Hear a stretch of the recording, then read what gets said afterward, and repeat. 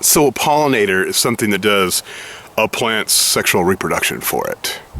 Okay, so the pollinator could be a bee, it could be a moth, it could be a bat, it could be a beetle, it could be a lemur. Lemur in Madagascar actually pollinates a tree, I believe. It could be an ant, it could be lots of things. It could be male mosquito. Flowers are interesting. Nature is really interesting. And, you know, a lot of times what we learn on TV and what we learn, how come when I'm looking at this, my eyes are way over there? I need to look at that. So, sometimes when we watch TV and stuff and Disney shows and all them hype up nature shows they have on now, we get misinformed about nature, and we think that plants and flowers and stuff like that are doing all that for us. But, you know, they evolved, or they were created, however you want to think about it, way before humans were up here doing our thing and putting on perfumes. Perfumes are derived from flowers. So take a look, go outside and check things out, get a book, read, explore. This is an interesting plant. So this is an azalea. If you look, you can see there's the pistil, the female sexual organ of a flower, and next to it are a bunch of little stamens, the male sexual organs. So you can think of it as male stamen, and female pistil. If you cheat on her, she's gonna get a pistil and shoot you. And this flower is designed to attract pollinators. And you see it's got the yellow petal in there. Those are, you know, if you look carefully at this, if you had some bee vision or moth vision or whatever pollinates this, I need to find out what pollinates azaleas. But it leads towards the nectar. So it's called a nectar guide. Just like those colored tiles in the fast food place you like, and they lead you right up to the cash register. Yeah, they probably got that concept from flowers. Yeah, flowers been doing that longer. So after a flower has been pollinated, so after the bee brings us some pollen and the flower wilts and is now impregnated, it forms the seeds, and some flowers will turn into fruit. What is the purpose of a fruit? Oh, a fruit is because the plant loves us, wants to give us something to eat. That's not really true. It provides a berry that has a lot of them have nutrition value. Some of them don't have nutrition value for humans and are actually poisonous. But a lot of them have nutritional value because they want to keep us alive, so we can come back and eat another berry because they want us to distribute their seeds.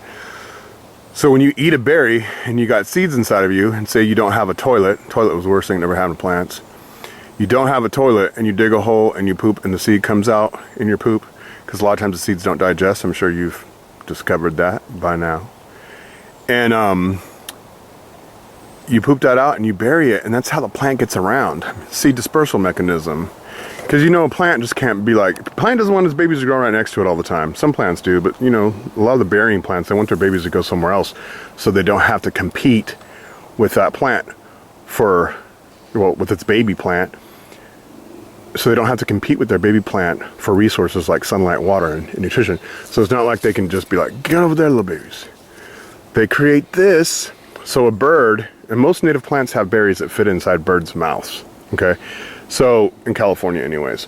So, it's ripe, and so it's got its little things out here. It's red, so the bird is flying around, sees that red through all the green, you know, it's another like fast food advertisement. And the bird eats that, flies really far away, poops, and that's how the seed gets to the ground, hopefully. Unless a bird poops on your windshield, then it's not growing.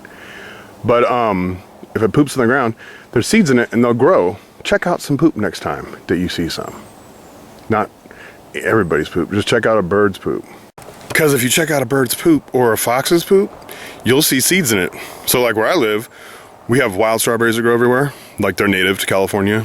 And we find strawberry seeds in fox poop all the time, and some other things. And birds, you can look at their poop and see seeds in them. That's how plants get around. So plants can't. Remember when we talked about plants can't well, let's do it this way. So remember how we talked about how two flowers, they fall in love, two little plants, they can't just be like, hey, let's get married and come over here. They can't do that because they can't move. So they need a pollinator to help them fulfill the tenets of their wedding vows, if you will. And when they have babies and the babies are stuck on them, they got to find ways to get around. So I'll make another video about seed dispersal mechanisms because it's really interesting. But with some plants, they make berries, like the twin berry we just looked at. And so it's using an animal to pollinate, because it uses hummingbirds. The twin berry uses hummingbirds to pollinate, and bees, and some bees. And then, I think I heard someone coming. And then that twin berry plant also uses birds to disperse its seeds so that its babies can go out, okay? And the bird eats the berry and it goes poop, and then that's how twin berries spread.